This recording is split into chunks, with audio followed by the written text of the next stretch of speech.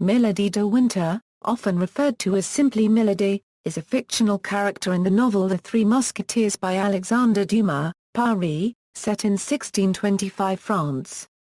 She is a spy for Cardinal Richelieu and is one of the dominant antagonists of the story. Her role in the first part is to seduce the English minister, the Duke of Buckingham, who is also the secret lover of Queen Anne of France. Hoping to blackmail the Queen, Richelieu orders Milady to steal 2 diamonds from a set of matched studs given to Buckingham by the Queen, which were a gift to her from her husband, King Louis XIII. Thwarted by D'Artagnan and the other musketeers, Milady's opposition of D'Artagnan carries much of the second half of the novel. Character overview: described as being 22, tall, fair-haired and uncommonly beautiful, with brilliant blue eyes and black lashes and brows, Milady also possesses a voice that can seduce and bewitch. A capable and intelligent French spy who can effortlessly pass as a native English woman, Milady's beautiful exterior hides a diabolically cunning, ruthless and cruel interior. She is remorseless and unrepentant for her countless misdeeds, and often described as appearing demonic and frighteningly ugly in the instant when she is thwarted in her aims. Milady is later revealed to be the wife of Athos, originally the Comte de la Fare, one of the 3 Musketeers of the novel's title. Background: like Athos, who sheds his true identity as the Comte de la Fare when he joins the Musketeers, Milady goes by numerous aliases, so that her identity is concealed for a good part of the novel. Athos first knows her as an adolescent as Anne de Breuil, but since she was already concealing a scandalous and criminal past at that time, it was probably not her real name. As a young Benedictine nun of 16, she seduced the convent's trusting priest. Urging him to steal the church's sacred vessels to finance a new life in another part of the country, they fled together and were quickly apprehended. Milady then seduced the jailer's son and escaped, leaving behind her first lover to be branded for theft. The executioner who was to brand the priest happened to be his brother, and blaming Milady for leading his brother astray, tracked her down on his own and branded her on the shoulder with the same fleur-de-lis symbol, marking her as a convicted criminal. The priest in turn escaped, and the lovers fled to a small town, where they posed as a country curate and his sister. The village where they lived was part of Athos's lands, and he became captivated both by her beauty and her intellect. As seigneur of the county, he could have simply seduced her or taken her by force, but despite the opposition of his family and her obscure origins, he married her, giving her his wealth and title, and raising her to the nobility. While the pair were hunting in the forest one day, Milady fell from her horse and fainted. Cutting away her clothes so she could breathe, Athos discovered the convict brand on her shoulder. Dishonored, and having the right to dispense justice on his estates, Athos immediately hung her from a tree. His wife's brother, who had married the pair, fled before any retribution could be taken. Athos believes he only pretended to be a curate for the purpose of getting his mistress married in a secure position. For most of the novel Athos assumes his deceitful wife is dead by his own hand, not knowing she survived the hanging and that she and Milady are the same person. Since the Comte de la Fare effectively ceases to exist when he becomes Athos, Milady also makes the same mistake in presuming her first husband is dead.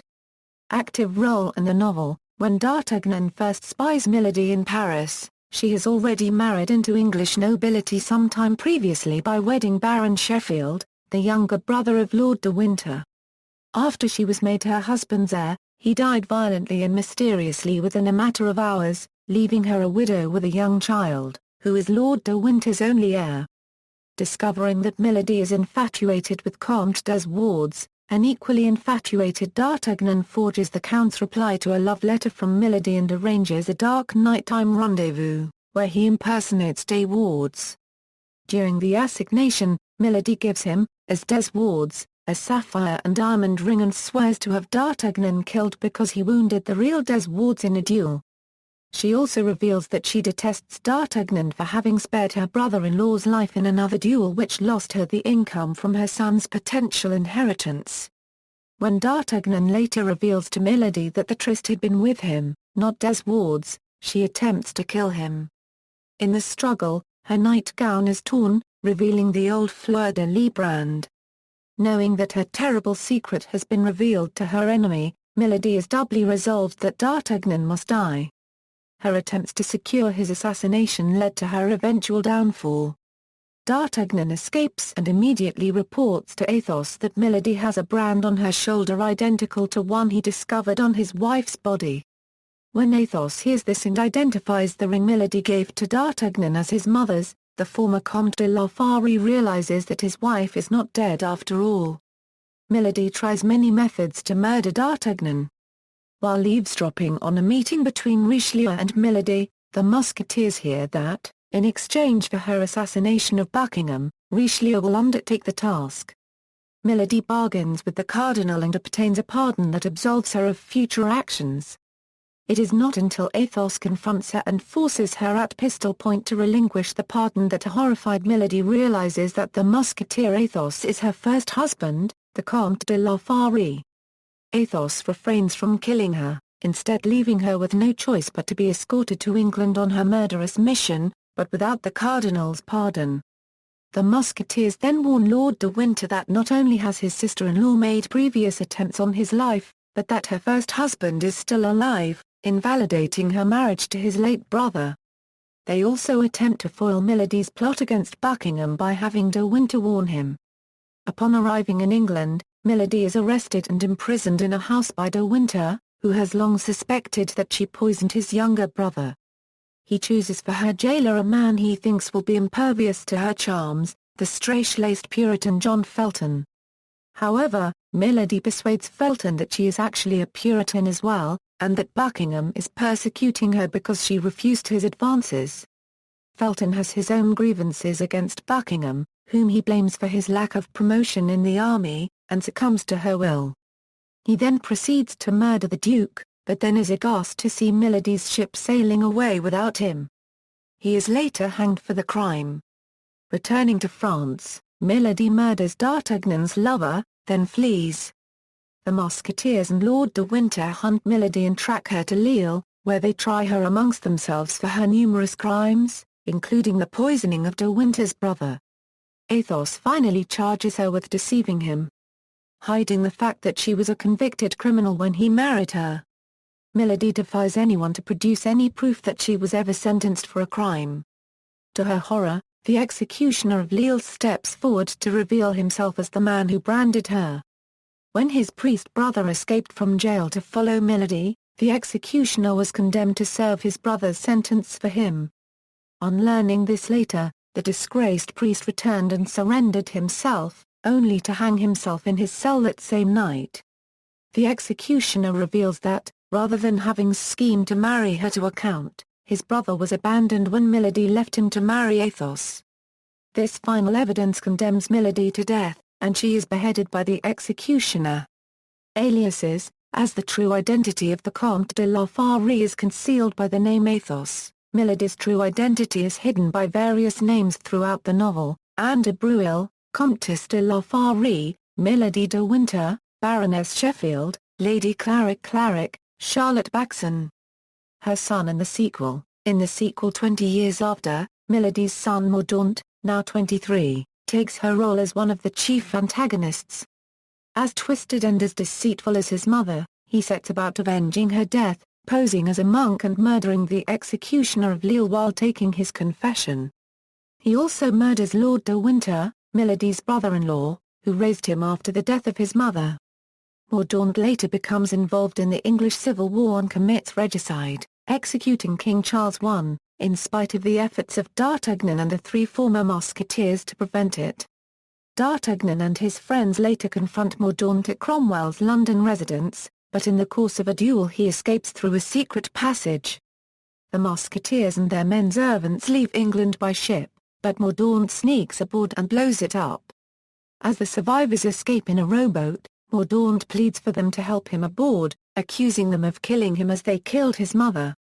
With the exception of Athos, they contemptuously reject his appeals. Athos insists on saving him, but as he helps him into the boat, Mordaunt deliberately drags him back into the water where they struggle and Mordaunt is killed. Origin of the character. The character of Milady previously appeared in the copyright Memoirs d'M. d'Artagnan, a historical novel by Gatien de Courtilz de Sandras, which Dumas discovered during his research for his history of Louis XIV. In Courtilz's novel, Milady is one of the exiled English Queen Henrietta Maria's ladies-in-waiting. Dumas changed Milady's background significantly. From another Courtilz novel Dumas partly derived the idea of the branded woman, which he applied to his version of Milady. There appears to be a possible historical precedent for the character of Milady. The memoirs of François Sectionnoir de la Rochefoucauld and Hubert de Brienne, Comte de Conflans, as well as Volume I of Chroniques de l'Angstrom Ile de Baouf by Thwarted Lafosse describe Milady's antagonistic role in the Diamond Studs plot, which Dumas reworked in The Three Musketeers. In La Rochefoucauld's volume, Milady is the Countess of Carlisle, in de Brienne's version she is Lady Claric de Winter, and in Thwarted Lafosse's history she is Lady de Claric. Milady, or rather, her historical literary precursors, play relatively minor roles in Courtilz's novel and the other memoirs and pseudo-memoirs. While her theft of the diamond studs and other activities in the first half of The Three Musketeers are accounted for in the earlier works Dumas borrowed from, her machinations in the second half of the book are largely Dumas' invention.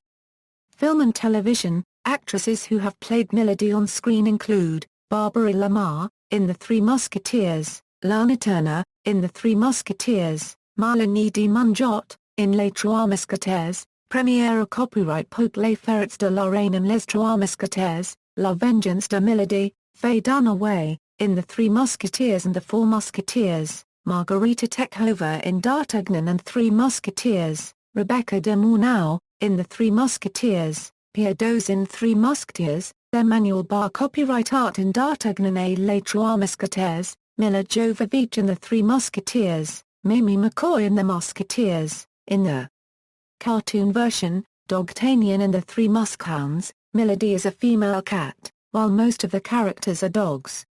With the exception of her real name, her origins were never revealed. It was hinted that only one man knows of her past. In the movie The Return of the Musketeers, Kim Cattrall plays Milady's daughter Justine de Winter as a female version of Mordaunt. References